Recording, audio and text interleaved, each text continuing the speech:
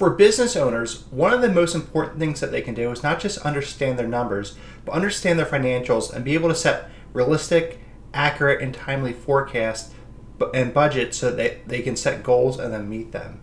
That's what we're going to talk about here in this section. We're going to talk about what the purpose of setting goals is, how you do it, best practices, all the tips that you need to get started, and so that you can put something tangible out there for you to look at and try and achieve, and then actually make it realistic and something that you can wrap your hands around and actually use for decision making and anything you do in your business. So that's the goal here. So let's dive in.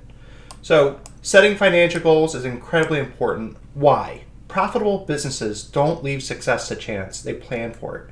When you set financial goals, you are creating an essential step by measuring progress and steering the business in the right direction.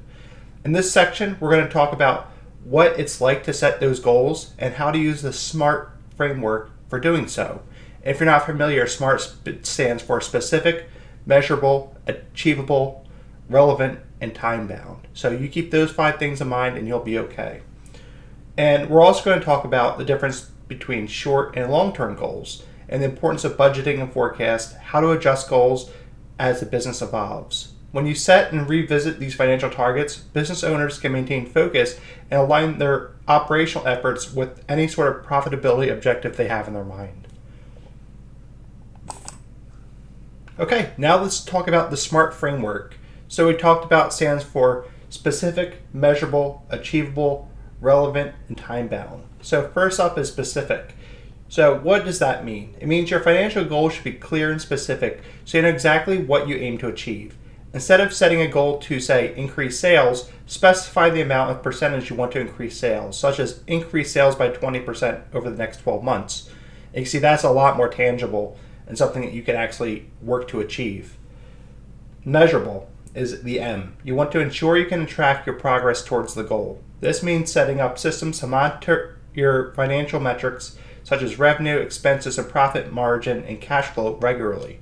So we talked before about the importance of each of these metrics, but now you got to create a system so that when you just come in the day, you can see how you're doing without having to wrangle all this data or play in Excel. It's just there and it's waiting for you.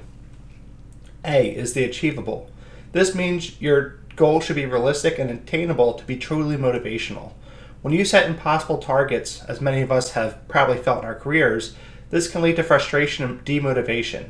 So you want to assess your resources, market conditions, and past performance so you actually set goals that can be achieved and are encouraging, not demoralizing. You want to lift people up, not down. You don't want to punish people.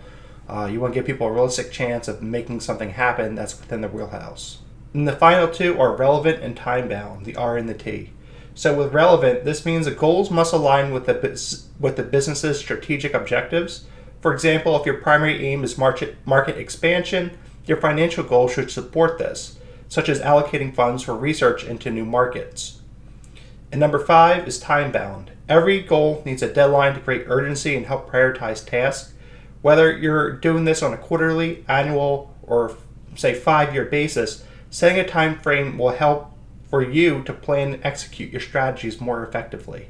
So you should have different goals with different types of, when am I going to achieve this? If everything's 5 years out, well, it's going to just not work the same because you're going to think, tomorrow, there's plenty more time.